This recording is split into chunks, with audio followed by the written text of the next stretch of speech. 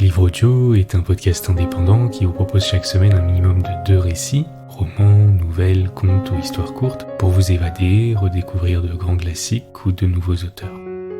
Si vous aimez ce podcast, merci de le soutenir en vous y abonnant, en le notant ou en le commentant sur la plateforme sur laquelle vous l'écoutez.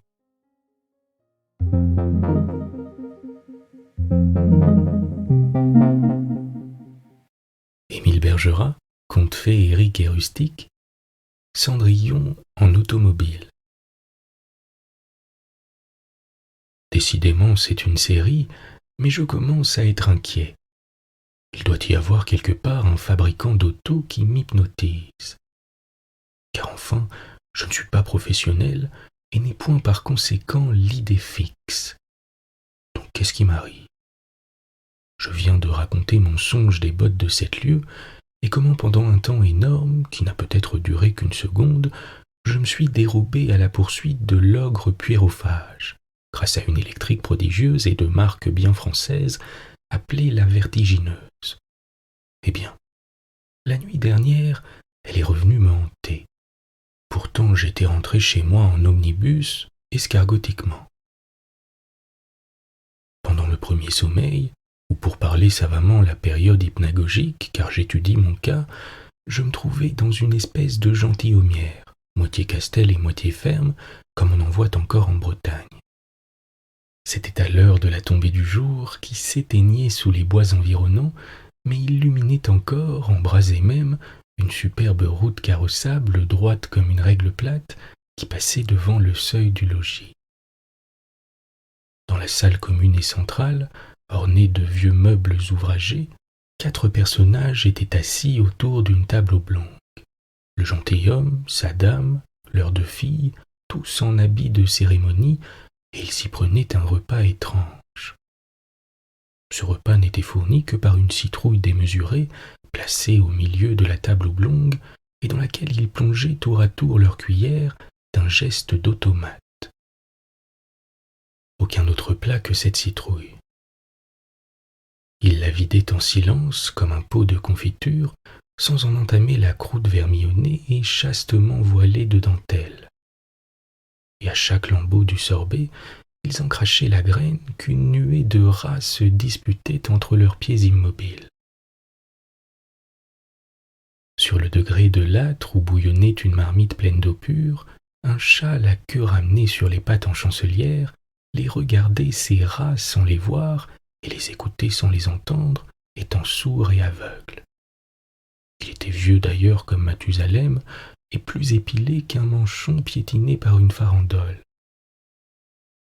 À ce moment, l'hallucination hypnagogique se détermina en rêve pur, et tous mes sens étant débridés, je me vis assis moi-même sur l'escabeau de la cheminée, à côté d'une autre et 3e fille, effacée jusque-là dans l'ombre et qui, avec une épingle à cheveux, remuait les cendres du foyer pour y chercher une pomme de terre. « Avez-vous faim ?» lui demandai-je. « Toujours, fit-elle, et depuis 16 ans. » C'était son âge. « Votre nom ?» Elle me montra les cendres. Tout à coup, une sonnerie de cor retentit au dehors, et des bois assombris, 3 carrosses apparurent sur le seuil de la salle. Le père, la mère, les 2 filles en costume de cour montèrent sur les chevaux et par la route droite comme une règle s'en furent au bal chez le roi. La fille au nom de Cendre les suivit longtemps du regard et elle se prit à pleurer. Je n'ai jamais rien vu d'aussi joli dans le laid, ni d'aussi laid dans le joli que cette petite servante. Mais ses larmes m'ouvrirent son cœur et je compris qu'elle aimait le roi. Je versais à l'état de somnambulisme et mes perceptions étaient extralucides. « Vous êtes savant, fit-elle. Ne ferez-vous rien pour moi ?»« Savant, non, souris-je, mais poète et à ton service. Que désires-tu ? » ?»« Aller au bal de la cour et y arriver avant elle. » »« Elle qui ? » ?»« Mes méchantes sœurs et ma marâtre. » qui m'expliquera pourquoi je lui posais l'absurde question suivante. Cendrillon, as-tu les pieds roses? Je crois très fermement qu'il entre de la démence dans les rêves. Elle ne me répondit pas, mais courant à la marmite, elle en renversa le couvercle et sauta dans l'eau bouillante. Je poussai un cri d'effroi, mais son visage, transfiguré par la souffrance, rayonnait comme celui des martyrs. Rapidement je l'enlevai et l'assis sur l'escabelle. Elle avait les pieds chaussés de cristal, et si petits en leur gaine adamantine, que l'impératrice de la Chine en serait morte de jalousie, je vous assure. À présent, tiens ta parole, poète, me cria-t-elle avec une moue d'enfant gâté. Je tirai donc mon talisman. Il est à tout faire et ne me quitte pas. Puis m'étant mise en communication, n'oubliez pas que c'est un songe, avec les omnipotents que vous savez, ou plutôt que vous ne savez pas, je m'approchai de la citrouille et je lui jetai les rimes nécessaires à toute bonne incantation. La cucurbitacée se transforma en automobile. C'était encore une fois la vertigineuse, chef-d'œuvre de la mécanique française, et le dernier mot passé, présent et futur de la locomotion terrestre.